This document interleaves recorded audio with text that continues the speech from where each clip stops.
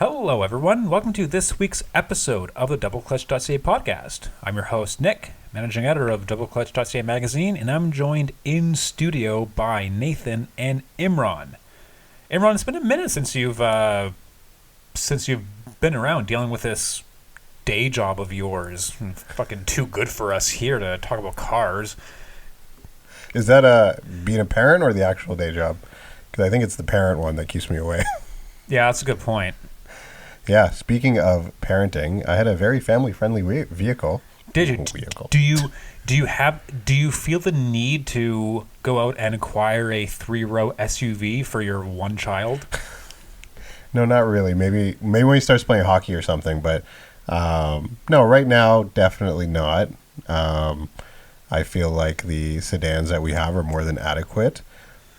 No, dude. You need a battle tank. Yeah. You've had a baby. You need an absolutely enormous battle I'm tank. starting to see the appeal, though. How old's your kid? Okay, me too, honestly. 9 months. Yeah. 9 months old. You definitely need a 3-row SUV like the one you had last week. Totally. So, speaking of which, I had the Kia EV9 EV. That sounds rhetorical. EV9 EV? Is that what it's called? The EV9. I don't remember that when I drove it a few weeks ago. Yeah. So it's an electric, and so I guess let's color this a little bit. So the EV9 is the first mainstream 3-row electric SUV. Right. Yes. Which electric SUV? Because I kept reading that everywhere. Mm-hmm.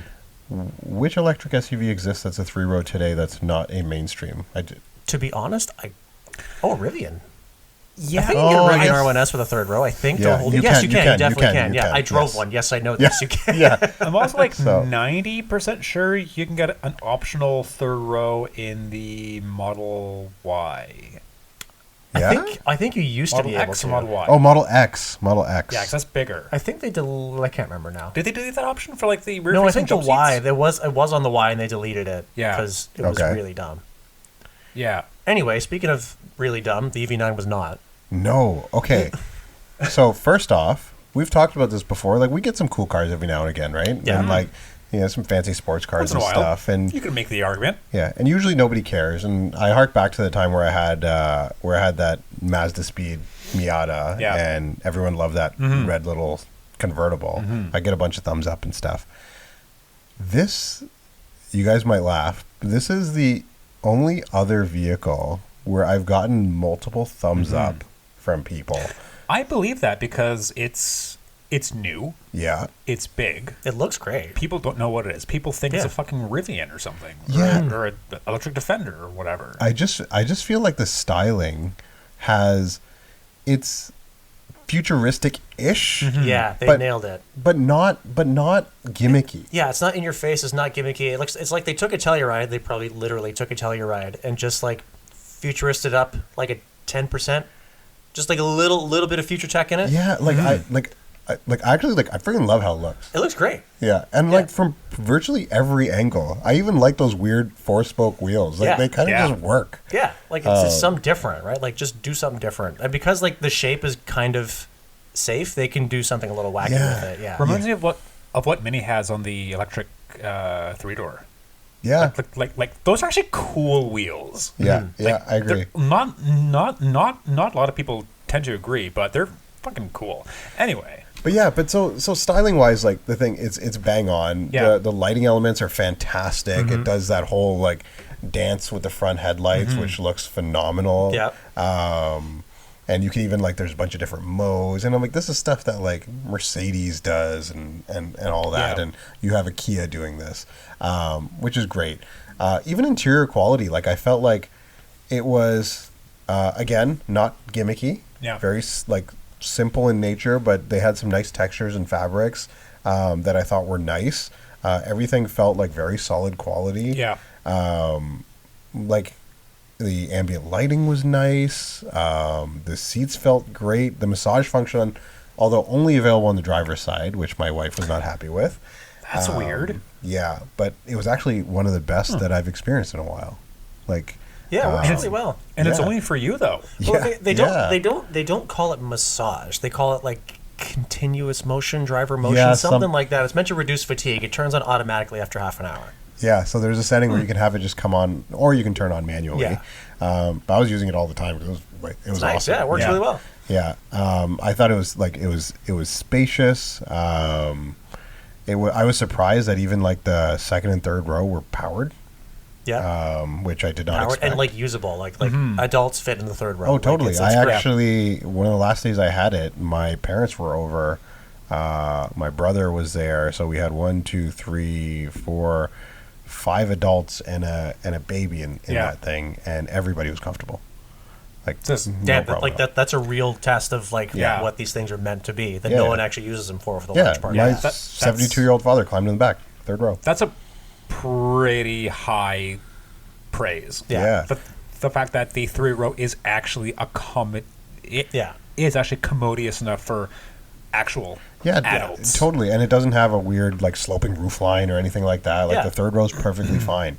And then when you get to driving it, you're shocked at how well it drives. Yeah. It's not boaty. It feels big. Like when you get in, when you see it from the outside, It feels substantial. It has yeah. presence. Like it's big. And I expected fully like a boaty, like not a great ride.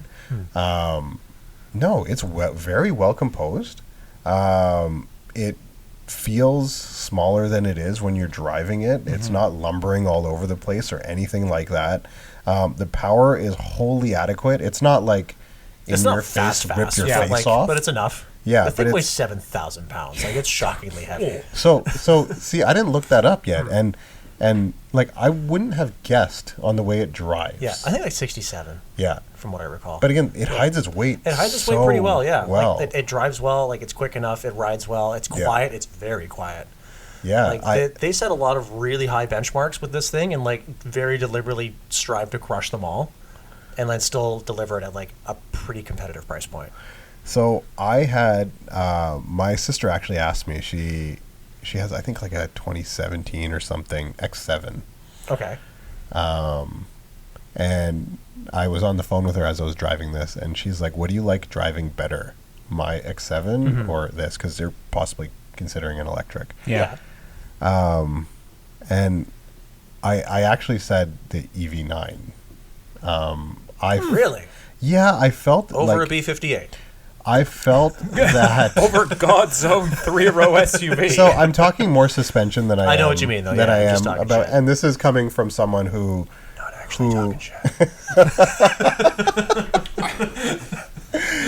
This is coming from someone who, like, has sworn to never buy an SUV, which is changing. Yeah. But like, but yeah, like I actually like I didn't really hesitate that much either. Like, yeah, I said the X7's interior is nicer. It's more Yeah. luxurious for sure. Like it better be. Yeah. Yeah. But I'm like the EV9's interior. It doesn't feel necessarily worse. It just feels different. You know, it feels Swedish. You know, in compared to the Interesting. X7.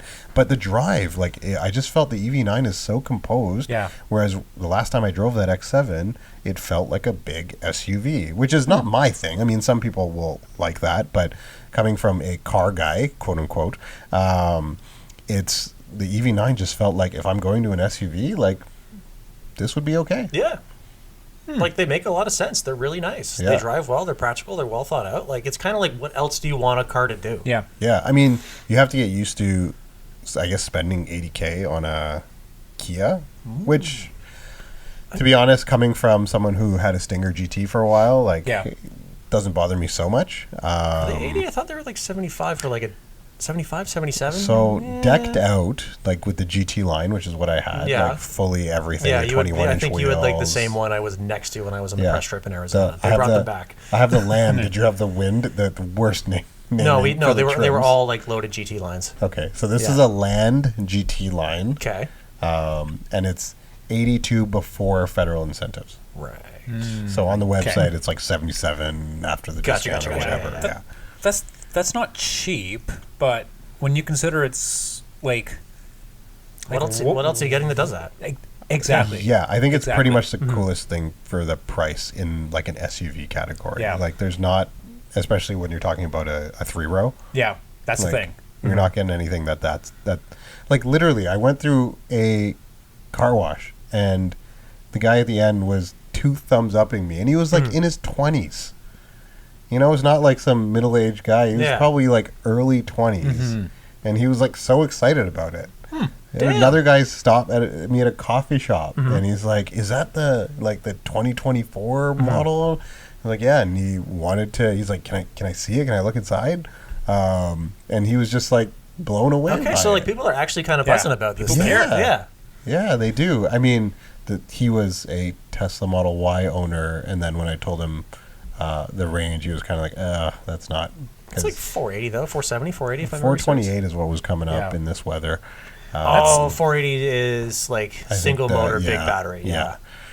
So okay, but like 428 real world in winter, that's more than what most people need. Oh, totally. So I've had, and I wrote about, like, I had the the Nissan Ariya, and a couple other electrics in the winter, and C40, I think. Yeah, I think I remember you complaining about the range on that one too. Yeah, like not great, right? But this one, weather was milder, so obviously it has that going for it. But I didn't do any long trips at all, so it was all like city driving. Yeah, and it was really easy to understand why someone would own an electric if they primarily did short trips. Yeah, because like 3/4 of the way through the week, I thought like I drove it quite a bit. And I still had like 55% charge, I remember. Yeah. That's sorry, go on. Region helps a lot in that regard. So much, yeah. Like if your vehicle's mostly doing city or sitting in traffic, it's using almost no power because you're regenerating so much. Yeah, so that was fantastic. The thing is, I make a lot of trips, like 100-kilometer trips from Mississauga to Bowmanville, and that's when I don't have a fast charger at home. I don't have a fast charger at my parents' place where I go, and it just, the EVs get decimated. Yeah. And then but even then, it can go there and back pretty comfortably. Yeah. The problem is like then having to find a charger because they never work. Yeah. None of these chargers, Shell, Petro, Flow, ChargePoint. Actually, ChargePoint's pretty good. Yeah. And some of the Flow ones are not so bad, but it's so hard to find a charger, and then I just get frustrated. Yeah. Like if you don't have one at home, don't bother. Yeah, for sure. But that's not an EV9 problem. That's just like an EV. That's an everything problem. That's a separate discussion. Yeah. But overall, like I don't want to oversell it, but like I feel like it's been one of my like revelation cars. Like I just really, really enjoyed it. Yeah. Yeah. Like we get those like. We're like, oh, what's been your favorite car? Because was it a Jaguar? Was it a Mazda? We're like, actually, I had a little Lexus crossover that was really nice. I loved it. Like, and it just feels weird to say because like I don't want to say that. Like someone's gonna ask me like, what's one of the best cars you've driven recently? And I'm gonna say EV9. Yeah. And that they're not expecting that. They want me to say like the M3 CS we had last summer or something like that, right? Yeah. But like, I don't know. I'm surprised. It's just really good. I was delighted. Yeah. Well, speaking of big 3-row SUVs. Yeah, mine was bigger and 3-rower. Oh. What did you have last week, Nathan? I had a 2024 Lincoln Navigator, and I fucking loved it. The rap video song. Really coming around to this whole absolutely fuck-normous battle tank for one person thing. It's great. Those are colossal, man. Dude, some of my favorite vehicles, I like sports cars with like little sports sedans and shit. Some of my favorite vehicles of last year have been this Navigator, the X7 with the stonking V8, the Range Rover with the stonking V8. I love these big stupid things. And I like the Navigator so much because it feels, and possibly accidentally because it's old, it feels without gimmick. It feels like old money luxury. It's not more screens, it's not more tech, it's not capricious or capacitive. You have, honest to God, physical controls. Piano black is used on surfaces that you don't touch, so it looks pretty without being ruined. All your knobs are like polished and like really nicely detailed, kind of like Bentley's. Your controls feel good, it drives great, it looks great, your colorways are all like really tasteful.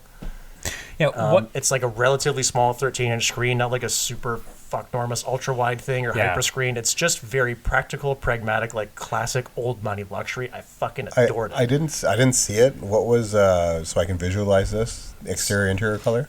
It was exterior was like a metallic dark blue on machined 22s. And then interior was like, they call it sandstone, so it's like dark brown on very light beige. Nice. With like a dark semi-matte. I love that it's semi-matte. Not matte like everyone else is doing, semi-matte, like a dark bird's eye maple. Nice. Ooh. That's a lovely spec. Yeah, I think it was gorgeous. What really struck me about the Navigator that I had a couple of years ago, so it's been a bit, but same generation, same powertrain, same styling, same interior. I really like how cohesive the interior felt, and that didn't come across as gimmicky either. Like it's actually a pleasant environment. It's wonderful. Like it's a nice place to be. Yeah. Like no gimmicky, and it's practical, right? Like so, like the argument that comes up the most is, well, what about the Escalade? Right. And the Escalade is sweet. I love the Escalade. This is way more usable. I find the way like the dash and center console are laid out are a little more pragmatic. You have way more storage space than Lincoln because you have this big console and also a space under it because it's a floating kind of console design. Yeah. Okay. Physical controls, which we all like, but like nicely done. Yeah. It's just kind of like what else do you want it to do? It's like so nice. Second and third rows. Second and third rows were amazing. You have like a separate console in the middle, like in the big Benzes and BMWs and stuff, for controlling like massage, entertainment, and climate, stuff like that. Yeah. All that stuff. The 30-way heated seats are some of the best. Heated, ventilated, power, whatever massaging seats are some of the best I've ever sat in. They're fucking perfect. Were you able to get comfortable in those quote-unquote perfect position seats?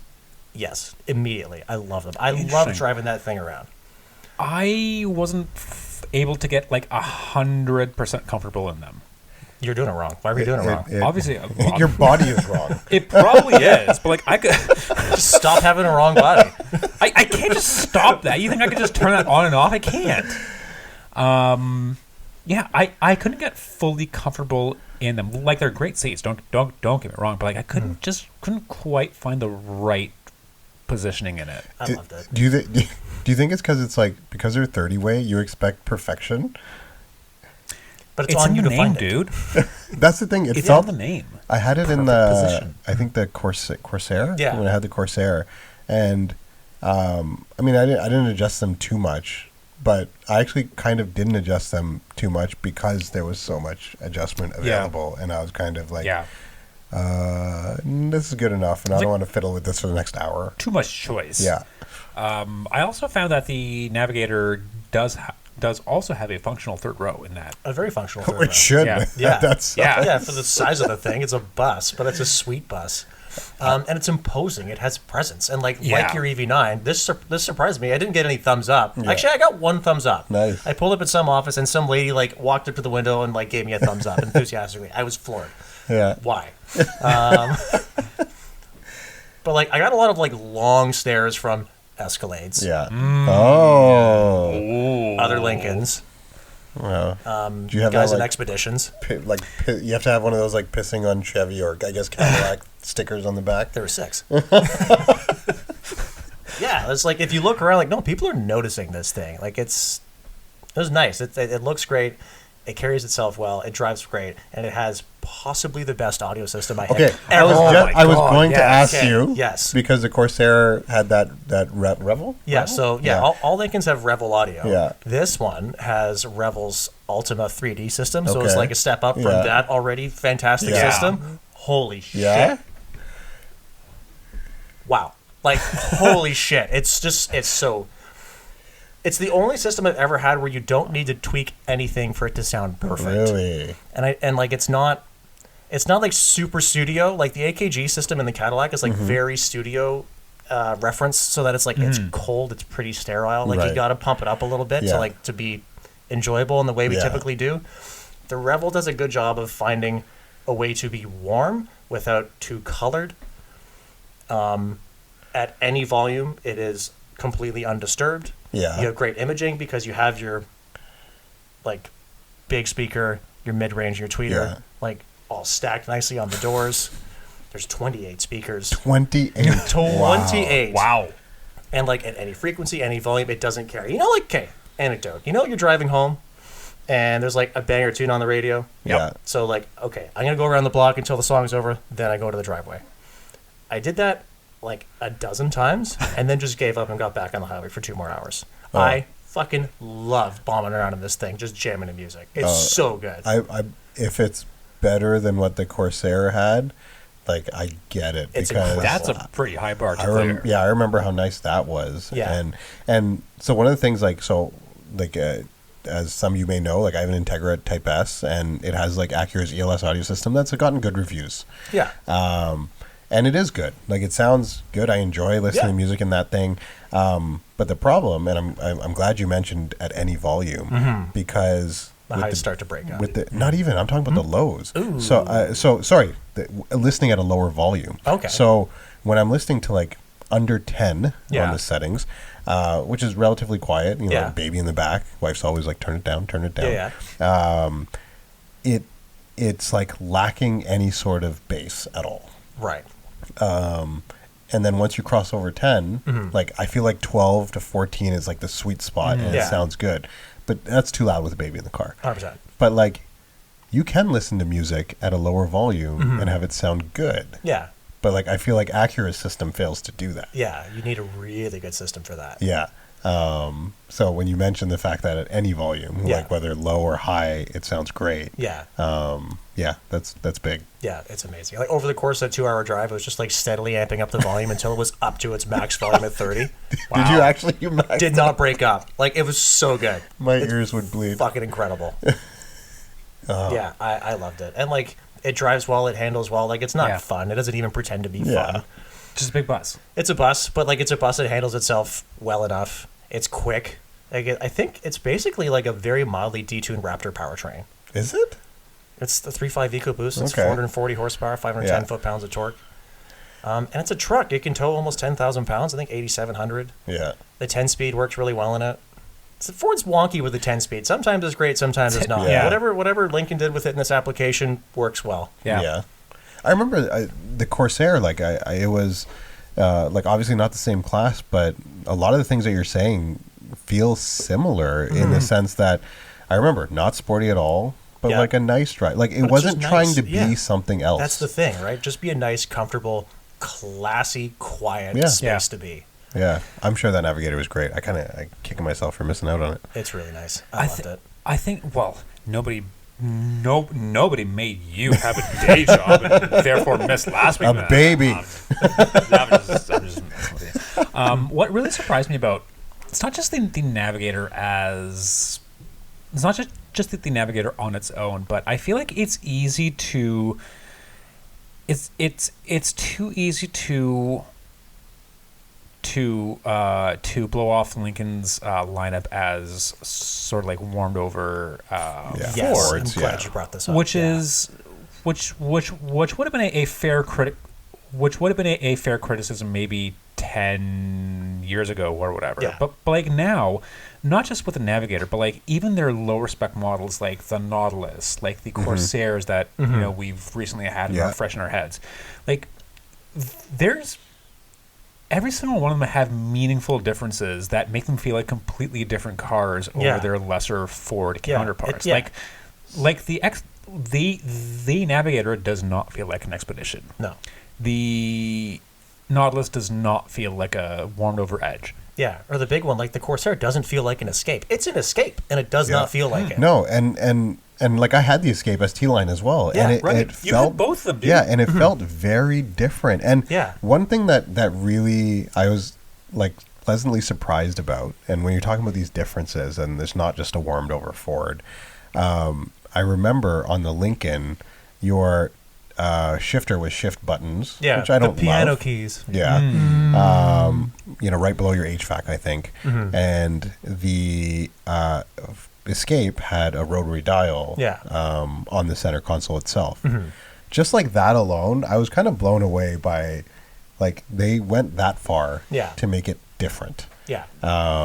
Which is shocking, because if we remember the like badge engineering that happened, when we were younger. Oh yeah, between like the Crown Vic and the Town Car and stuff. Like, they're the same. It was literally badge engineering. Yeah, it was just like a different badge. Yeah. Right? This is definitely not the case anymore. The Corsair drove very different. You don't even have to look that far back to like the Crown Vics and the Grand Marquis and Town Cars, whatever. Yeah. Even like the MKT and whatever they were. Like like even the 2015, 2016 MKC or whatever it used to be called, compared to the Escape, like they felt and drove like identical cars. Yeah.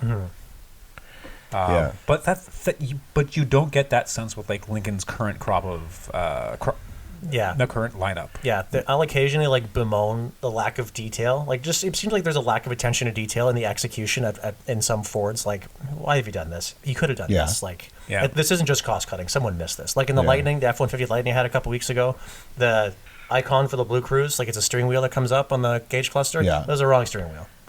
Like shit like that. Whereas in Lincoln's and in all of them, not just the expensive ones, like there is that extra level of attention to detail that you're looking for, and an additional level of polish and just overall classiness. Like it's very like modern American contemporary. Like it's like a nice living room. It's just a nice place to sit. Mm-hmm. Yeah, but like I say with the Corsair, like I liked it without any modifiers. Like it wasn't nice for an. We bash American cars sometimes, right? Like, it wasn't nice for an American car. Like, it was just nice. Mm-hmm.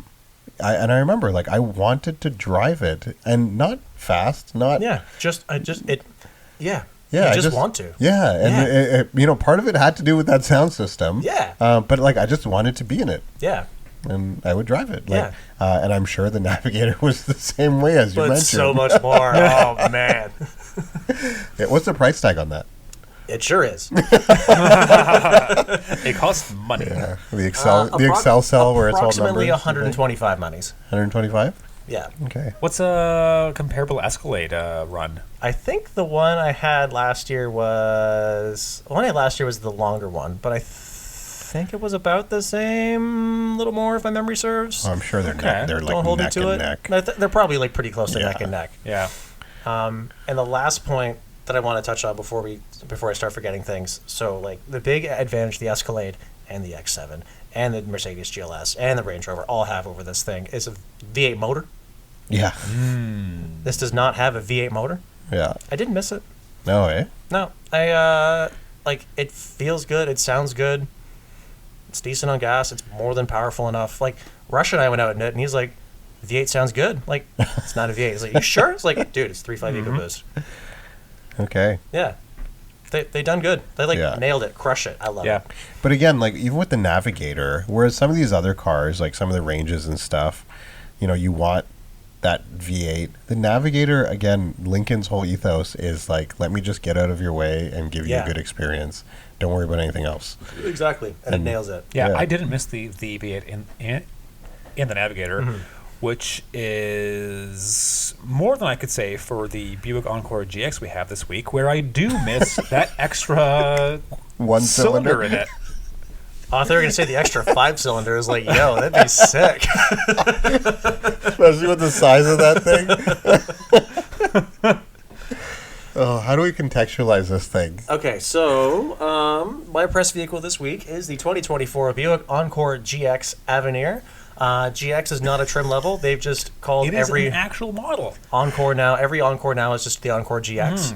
I suppose so as to differentiate it from how much better it is from the previous Encore, which I fucking hate it. So, bit of context. Backing up maybe to like 2018, 2019, whatever. Once upon a time, you could...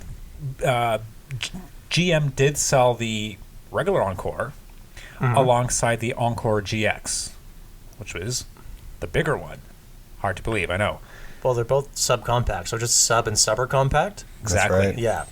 Of course, now with the non-GX Encore discontinued, that leaves the Encore GX as the only Encore. Right. Which kind of makes me rack my brain as to why they just didn't call it the Encore. Yeah. Why? 'Cause I don't know. Their naming convention is kind of gank anyway. And like, before we get into this, because we were talking about this off mic earlier. Like, we'll get into their naming convention and how whack it is, but we also bemoan manufacturers for using like ridiculous alphanumeric naming schemes. So I like that they've tried to use words. And they've tried to use fancy words. Okay, yeah. And this is good. I like this. I applaud this effort. So just call it the Encore. The problem is that they have used, like so many manufacturers do, they've used the same starting vowel sound, on, N, E-N, for all of them. And it's all esoteric-y kind of words. Encore, enclave, on Vista. Yeah. On, what's the one you had? Envision. Yeah. Like, these are not words that come up all the time, but they are words, right? It's not like El Dorado. Like, that's a name. Yeah. Right? Park Avenue. Park Avenue. Regal, right? Yeah. Encore. Well, what do you... I don't know. Yeah, but you're right. I get alphanumeric should go away. I'm not a huge fan. It's nice that they're using words, but it didn't have to all start with E. Yeah, well, like Ford was doing that too, right? Because like all the utilities were E and all the cars were F. Yes. Right. The Expedition, Escape, Explorer, and then Fusion 500, Focus, Mustang. Mustang. I think you mean Fustang. Yeah. Like, I get what Buick's going for. It's just confusing because because we were supposed to have, it was Chevy Colorado, which became a GMC Canyon. And then you're like, hey, they canceled it. It's going to be a Buick Encore. I'm like, oh, sick. I like the Encore. Yeah. And then I remember, oh, wait, that's the wrong one. Yeah. This is their new subcompact 3-cylinder luxury subber compact. Yes. Thing. And it's not bad. Yeah. It's not right. bad. It's not bad. So it does many things Fine. Yeah. It's reasonably attractive. Yeah, I'd argue it looks pretty good. Yeah, it's a nice It drives paint. well. The wheels on it are nice. It drives pretty well. It's comfortable. It's quiet. Yeah. The 3-cylinder is relatively efficient. My problem with this Encore GX is that it's extremely closely related to the Chevy Trax, which for $30,000 out the door is a steal. That's not the case with the Encore. Yeah. It's a lot of money for not a lot of crossover. Yeah. It was north of 40? Like 39. 39? So this is like the top SKU, like Avenir. Yeah. I do kind of like that name. I do like Avenir. Yeah, so like loaded at 39. Like you get nice feeling things, like you get, as we were like memeing in the car, like French stitched leather. Yeah. Like quilted this and like brushed aluminum that. Like it is Yeah. for what it is, a pretty nice place to sit. And you get like the nice big machine wheels and nice paint. Like the thing looks kind of expensive. So we're talking about essentially like close to a 10K delta? Yes. Oh, well, hang on. Was your Trax loaded? Like, are we talking about a base Trax? So I'm talking. So the Trax that I had was the RS. Yeah. That was about 32 as tested. Okay. But you can get a mid-level, extremely well-equipped Trax, loaded up with everything you want: adaptive cruise, heated seats, heated steering wheel, right? The big infotainment for under 30 out the door. But looking at like apples to apples, we're talking about like a decked out Encore is 39 and a decked out Trax is 32. Yes. So we're talking about a $7,000 delta. Yeah. And with that, you can argue a better design. I assume the Trax looks pretty wheels. good. It's different. It's different. It's way more sporty. Yeah. I mean, I don't know if the Trax has a Bose audio system. I don't think it did. I can't remember. Yeah, which is probably not. Which is either a plus or a minus. I don't know. But no highs, no lows. It must be Bose. Right. Power liftgate. That's a big one because the liftgate is just so high, it's so tall, it's so heavy. I can't. Okay, one thing that I do really like about the Encore, is that it does the whole foot operated power liftgate thing. But what the Encore specifically does is that it projects the Buick logo onto the ground from the rear bumper. And that is a fucking godsend because in all the other cars that have crossed through the office that do the whole foot operated power liftgate thing, I could never figure that out because I don't know where the sensor is. But tonight, on a rainy night where your hands are probably full of groceries, crap, strollers, diaper bags, whatever, you can actually see where you're supposed to put your foot. Yeah, and I like that. Yeah, a lot. That's a really nice very touch. clever touch. Yeah, I If you're not doing that, you're doing it wrong. Yeah. I've looked foolish more than once. My brother's got like an A7, and driving that thing around, it has the foot operated thing. But where do you swipe your foot? And I'm literally swiping my foot like just from kicking like the car like end to end, looking like a moron. I'm like, am I supposed to do this like, forward to back, left to right, like where? Right. And Okay, hang on. We need to talk about this. So like, I didn't mean to interrupt you, but I wanted to say this before I forgot, and I will forget. What was I talking about?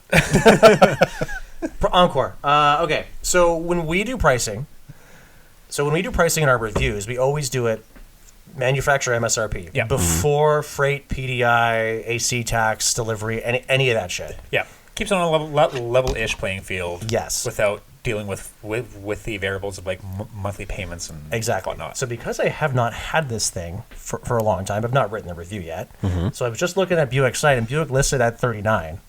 If you actually dig into it, that is including all the fees and shit. It is actually $36,500.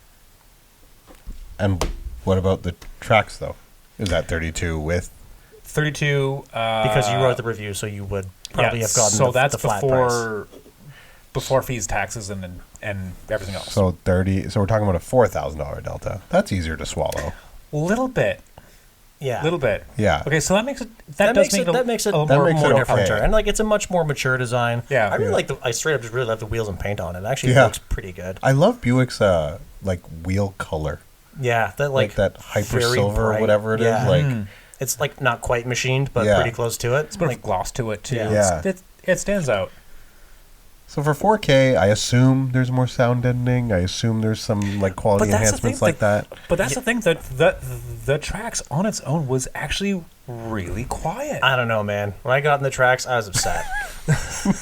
Did you have a bad day? I did have a bad day. And I said it on the air, right? Like when we were talking about that. Like I got in it, I turned it on, I was upset, I turned it off and got back out and drove something else home. That's okay. I've not had quite the same response to this Encore, because I generally like Buicks. I like their design thing. Yeah, I like the way they drive. Like they're fine.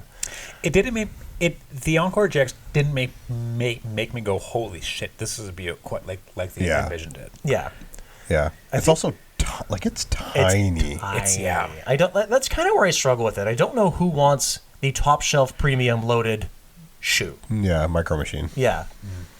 Like it's tiny. Like there's enough room in it for 4 people and some of their stuff. Like it's not like poor use of space or anything. It's just tiny. I don't know who's looking to drop $40,000 on a loaded tiny thing. Yeah, like I was in like $36,500, pardon me, on a loaded tiny thing. I was in an Elantra a couple of weeks ago, and I swear it has more interior volume. That does. Yeah. Or at least it feels airier. Yeah. Yeah, and it's not that the Encore was super tight, like. But when I sat in the back, it's good headroom. Good headroom. Yeah. Well, like I was sitting behind Imran. We're both 6 feet tall, right? I was okay. I was like grazing the seat. 6 feet is my round up. Let's just be real. My feet were touching the seat backs. I don't know if you guys got this, but like I felt like something protruding into my lower back, like something in the lumbar area of the rear seat. Because your body is not right. We already talked about wrong, this. Dude. Neither of us experienced that. Yeah, get a less wrong body. I can't return it. I can't exchange it. I'm stuck with it. I can't enjoy Lincoln's perfect position seats or the rear seat bench in the Encore GX. Okay, like if it wasn't if it were just the Encore, I wouldn't take that away from you. But the fact that you can't get comfortable in the Lincoln, you're doing it wrong. I don't know what you're doing wrong, but you're doing it wrong. I can get more than comfortable in other cars, but just those two. You're doing it wrong. You're flummoxed. Yeah, I absolutely am. Moral of the story: if it were my money, I would save my money and go for a Drax. A Drax? A Drax, yeah. I heard Drax. I'm drinking here. Shall we move on to the next incredible? Yeah, what the hell else do we have this week? This dreadful week of NPC mobiles and crossovers. It's not that bad. We have an Eclipse Cross. Yep. So yep. We have our esteemed colleague John has a Mitsubishi Eclipse Cross, which you may recall debuted to some controversy for Mitsubishi resurrecting the Eclipse name and putting it on possibly the lamest lame duck crossover ever built. And it's not that bad. It really isn't. It looks okay from some angles, but it looks, there's nothing particularly Mitsubishi about it in terms of there's no design language. I feel like it's super busy. You got the big boomerangy headlights and front end treatment and stuff. Yeah, I guess so. The Mitsubishi front end also reminds me of Nissan's front end, so it just doesn't feel like I get what you're saying. It is kind of unique-ish, but it also just reminds me of Nissan quite a bit. Yeah, there's definitely platform sharing going on between Nissan and Mitsubishi, but I can't remember off the top of my head if that includes the I can't remember. I would assume, but I don't know for sure. Yeah. The thing sorry, go. I see a lot of juke in the proportions of the Eclipse Cross. Did you say puke? I said puke. That's a funny word. Juke. Oh, the Nissan Juke, the now discontinued Nissan Juke, which was also controversially styled. It's actually not discontinued. It's really? They're still making it? It's still alive in Europe, and it just went through a mid-cycle refresh. That doesn't count. It actually looks good. Okay. But I digress. So the first thing that struck me with this thing when I got in it is that I was saying earlier, Mitsubishi is a large manufacturer of many things for many companies. And you realize this, you're reminded of this when you get in it, because, that's a Subaru gauge cluster. That is a Nissan infotainment screen. Those are Subaru heated seat switches. There's a lot of little things that are borrowed, and that no one would notice except us, because we're in all these different cars. Yeah. Honestly, it drives fine. The transmission, it's a CVT transmission, and it sucks. Other than that, the engine, it's quiet. It's quiet in the core. It's quieter than the Is it actually? Because I remarked that the Encore was relatively quiet. It's quieter than the Encore because it has that extra cylinder, so it's a lot smoother and quieter. Okay. It's decent wind resistance or decent wind isolation, decent road noise. It rides well. The steering is not totally dead. The chassis is okay. It feels pretty okay to drive. And it's they're all-wheel drive, right? They're all all-wheel drive, and the only thing wrong with it, glaringly wrong with it, is that it's just super, super dated. Super dated. And this affects our judgment a lot because we're used to everything. Yeah. We see everything, and we know what's new, what's fresh, and da-da-da-da. And this is not that. It's Nissan's previous gen infotainment setup. It's the same typeface, the same low-res screen, the same whack-ass backup camera. Yeah. And that's as good as it gets. The trim we had. So this one we have is decked. It has everything. This is the Noir edition, which is new for 24, and it just it's basically, and correct me if I'm wrong, it's basically the whole blackout package. Yeah, so it's a blackout package on their top shelf GT model. Okay, riddle me this: if this is supposed to be the Noir edition, why is the window trim still chrome? Yeah, in the front end, there's tons of chrome. There's still chrome. Bling. But it's the Noir edition. It's supposed to be blacked out. Contrast? At least give us black chrome, right, or something? People like contrast. It looks fun and athletic. So what's the... Okay, actually, the thing drives pretty good. I struggle with the one we have because it is loaded. And for loaded, you're getting a panel roof, adaptive cruise and that fun stuff, heated front and rear seats. So and rear, okay. Yeah, so you're getting all the things you would expect.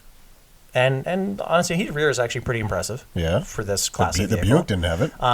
You got loads of rear seat room, loads of cargo space. The thing is still small, bigger than the Encore, but still compact. Yeah. Our loaded one comes in at 38. That's the thing. Which is a bit of an ask for how dated it is. But they start at 28, and at that point you're cooking. And to get it with the things you'd want, you're at about the same level as the Trax, so low 30s. That's actually honestly, for all the, it's so easy. It's so easy to pile on the Eclipse Cross and Mitsubishi as a brand, but for all intents and purposes, that's actually pretty good value if all you want is some sort of people mover at a low payment. That's the thing. And it's like they have very friendly financing terms. They will finance anybody. They are reliable. They have one of the longest warranties in the business. Like Absolutely. It's a pretty proven platform at this point because everything is so old. So we know it works. Yeah. So like as much as you want to hate on the Eclipse Cross, it's fine. Kind of makes sense. It's fine. Like I don't think anyone's gonna love it, but it's fine. Especially if you're coming out of a old used car, you won't know how dated it is. Yeah, and I think like we have a skewed perspective, right? Mm-hmm. Like with companies like Mitsubishi and like even Nissan, for example, where like they've moved into making appliances, right? Yeah. And that's okay. That's what a lot of people want. But at the same time, nostalgia is one hell of a drug. Yeah, exactly. So we see Eclipse, or we see Mitsubishi even, and you think Evo, you know, you think like Fast and cars Furious. like that, right? Yeah, like the, what was it, 3000 GT? Yeah. Right? Yeah. The 3000 GT. 3000 GT? And the GTO. That was wicked, Yeah. Like things like that. Like they were just cool. Yeah. Right? And now we get an Eclipse Cross. Yeah. I think we just have to accept that. When you said 3000 GT, I thought you were referring to Fast and Furious, which did not have a 3000 GT. No. Hence my visible confusion, which everyone listening could not pick up on it. So I think we just have that perspective. Yeah, like we know what they used to be. Yeah. And like they're not that. They're not trying to be that. They're just making like good, decent, honest commuter cars. Yeah. At a very aggressive price point, and they're fine. And a 10-year warranty. Yeah. Like that's because you're going to buy this thing and drive it into the ground. People care about these things. Yeah. But then, like, if that's what they're doing, and the people who would know what an Eclipse is, why call it that? Because most people don't know. Or But- they but- vaguely but then recall, why my use- cousin had one years ago. Like, what do they know? It just feels like the people who would know would not like the fact that this is called an Eclipse. The people who and would the know people that don't wouldn't know be buying a wouldn't Mitsubishi care. in the first place. That's very true. It's also like that very loud vocal minority who's going to bitch nonstop, but will never buy anything. Buy it. Yeah, of course. I just find it like you just couldn't come up with a new name. Like just keep that in the background in case you're successful again and re-release something like that. You know, just keep it in the chamber. Apparently, they're bringing the Rally Art name back. Yeah. Ooh, an Eclipse Cross Rally Art, baby. Noir. Well, yeah. Apparently, it's going to appear on their fully electric something or other. Apparently it's coming back. Apparently, it's going to be some sort of electrified crossover, or whatever. Like Rally Art is going to be the name of the vehicle because that was like a trim. It was a trim, yeah. I don't know. I did a bad thing. I just read the headline, which as someone I know, I just saw Mitsubishi bringing Rally Art back. Oh, like not even the Reddit comments at least. Like if you're gonna skip the article, at least read the comments. I know. No, bad journalist is bad. I know. My college professors will be incredibly disappointed. But yeah, okay, mid 30s ish. Like, would you buy it? Like not like instead of X, Y, and Z. And what is X, Y, and Z? Remind me, guys, what's X, Y, and Z? What is a First compact? thing Like that the comes to Honda mind- HRV, I think. HRV, CRV. I don't know where this thing kind of sits. It's kind of small. Probably HRV, right? Yeah. Yeah. It's bigger than an HRV, but smaller than a CRV. So like CX-30, Kona, Crosstrek, I would have a tough time picking this over literally any of those. But a CX-30 is going to cost a lot more. They don't have to. Not if you don't get the turbo. Yeah. The thing is that it is like a non-turbo CX-30 GS or a GT. That's like mid-30s. I feel like you had a crossover. Like, what did they run for? Not a crossover. The thing by that company with the stars. Forester? Crosstrek. Crosstrek. Yeah. Like a mid-range Crosstrek with the 2.5 that is like 35. Yeah. Over the summer. Yeah, that's the thing. Yeah. Yeah, is it that good? I have one coming up in a couple of weeks. They're not like the Wilderness. The Wilderness, yeah. They're nice. Like they're good. Like they're fine. They drive drive well enough. People like them. They're sporty looking. They're really comfortable. Yeah. Like for the money, they're holy fuck. I can't believe it. Yeah. I can't believe it. This is this comfortable. Yeah. For the really. money. I remember the Engineering Explained guy has one. You know, Yeah. I thought he forget what sold his it. name is. Oh, did he? I don't know. Jason, I something? think. Yeah. Jason Penske. Who like rave about it. Yeah. Well, it makes sense because like people who modified their Crossers, they're the ones who kicked off this whole wilderness thing that Subaru's doing from the factory. Mm-hmm. Right. Yeah. We're looking forward to that, but yeah, anyway, so you'd say it's competitive. Yeah. Yeah. It goes up a lot. It goes up against a lot. Again, not sure I'd pick the Eclipse Cross over any of its closest competitors, but for someone who needs a set of wheels, wants something all-wheel drive, they're enthralled by the whole appeal of an SUV or a crossover, and they're shopping on a monthly payment budget. Yeah, kind of makes sense. Yep. Yeah, that's true. Like when you factor in like the real cost, like their interest rates and then like again that warranty, like that matters to a lot of people. Yeah. Right? Like most manufacturers still do not even 5 years, do 3 years 60. Right? Yeah, like that's confidence to say like 10 years 160, like holy shit. Mm-hmm. Yeah, for someone who's I'm going to buy a car and drive it into the ground. Mm-hmm. Kind of makes sense. Yeah. Kind of. And with that, we have reached the end of our episode, unless you two had something else to add. Going once. Do you want to bring up the Consumer Reports thing? Okay. So. Because I do. Oh, yeah. How we doing for time? We're doing great for time. We can end with this. So, I read a bunch of headlines and actually one article about the Consumer Reports just released their study or whatever it is on best vehicle brands. Okay. Literally best and vehicle it's everything. brands. So like it's based on their review scores, safety ratings, reliability surveys, and BMW came out on top because of course they did. It's not just us. When it's coming from Consumer Reports and DoubleClutch.ca magazine, you know it's legit. Yeah. Nice. There's a nice crossover there. So literally, this was just. I haven't seen this report. Like but today, we were shit talking in like a group chat today. Yeah. Yeah, I saw that. Yeah. So, but it's literally like is best. Is best, bro. BMW is best. Like that's it. It's just, Literally best. Well, 22 cars in the lineup, they're all fucking perfect. Yeah. Okay, I will say like styling aside, They did not. I don't always love that styling, but Admittedly, they did not take contentious.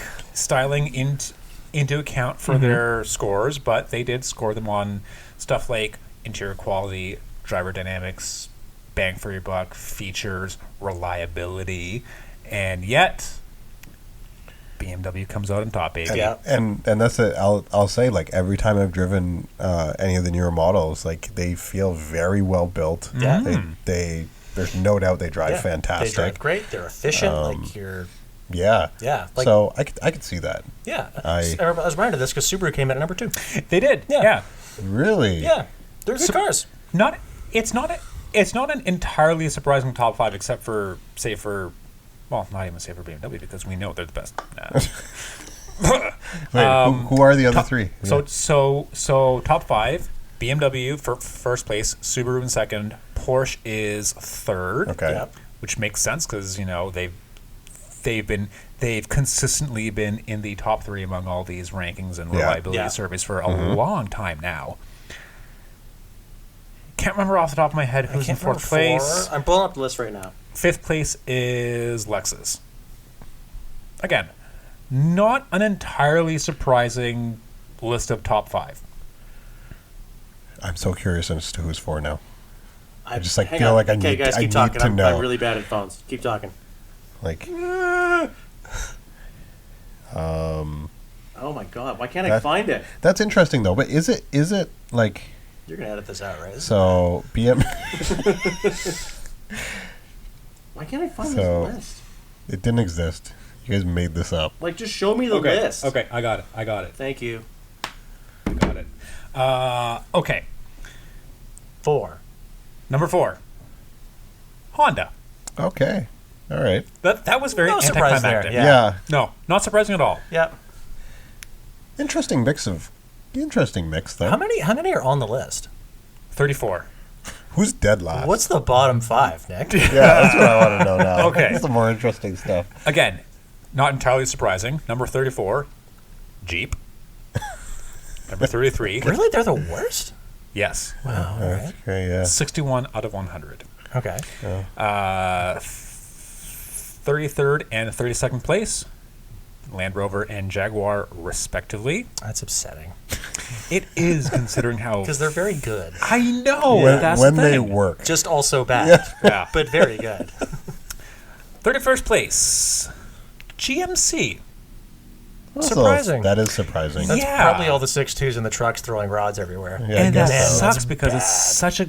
It's such a good engine. It's such an old engine. Like, yo, you got this figured out. What happened? I know. That's it. That's interesting. 30th place, Rivian. Really? Really? I mean, they're I'll give them a pass on that. They're like super new. They are. But you drove one. Yeah. Like, what did anything seem amiss? No, Did it seem pre-production-y? No, it was like a really nice product. Yeah? Yeah. Oh, I wonder if they have like some reliability issues or something. Oh, maybe. 29th place, Mercedes-Benz. Honest. Worse than Alfa Romeo and Maserati. Ooh, that's the stab. Yeah. That's unfortunate because, we used to be built like tanks, right? Standard of the world, baby. That's upsetting because they can be so good. Yeah. Then Jeep being at the bottom, that's odd. Wouldn't want to own a Stellantis dealership, right? No. Well, inside joke. As much as everyone loves the Wrangler, like, they have their issues. They do. Then there's the Compass. I think that's probably dragging it down quite a bit because that thing is rather dated. But is it because like so GMC, for example, and Jeep, like Wranglers get beat to shit. Yeah. GMCs are often work trucks. Yeah. Like, does that play into it? I'm not 100% sure, to be honest. I'm just curious. I'm also a bad journalist, but I read half the article, not the whole thing. No, I just wonder. I mean, it probably doesn't clarify, but I just wonder. Like, is that No, it doesn't really go into the one of the reasons, right? Yeah, Some of that's these probably fair, but like Ford's brands- nowhere down there, and they have the same use case. That's true. Yeah. Wait, where is Ford? Just out of curiosity. Oh, I just closed it. Okay. Pulling it up again. Ford is 17th place. So solid mid-pack finish. yeah. Literal mid-pack. Yeah. Ford is 17th. Lincoln is 21st. Oh. Disappointing. Yeah. Somewhat. I'm surprised at how high Volvo ranked. 23rd. Really? Yeah, Oh, wow. considering how many... Like, anecdotally, how many considering big how problems many... we've encountered and seen. Like, Right. That's kind of surprising. that's such a shame. Yeah. I mean, don't they have those powertrain issues with their whole like twin charge system? The and twin stuff? charge was fussy, but even like the new ones that aren't on that, they're just like so many like 48-volt charging system faults. Yeah. A lot of infotainment faults. Fortunate. BMW, baby. So, Best All right. engine, best trans, man. They're the best. They're so good. these two guys are smiling ear to ear. Like It was just the girl so they just funny. asked out said yes to prom. Right. Like this is what it looks like. It's just so funny that it comes out as like, of course they're on top. Like, bro, like, what are you gonna do? But they're in Jesus. Banger after banger after banger after banger. They just don't miss. And no. And on that note, thank you all for tuning in. It has been a slice catching up with you two gentlemen in studio. If you all wish to keep tabs on our automotive misadventures, you can do so on socials at doubleclutch.ca magazine. Nathan, Imran, thank you for joining, gentlemen. Thanks for having us. Thanks for listening, guys. All right.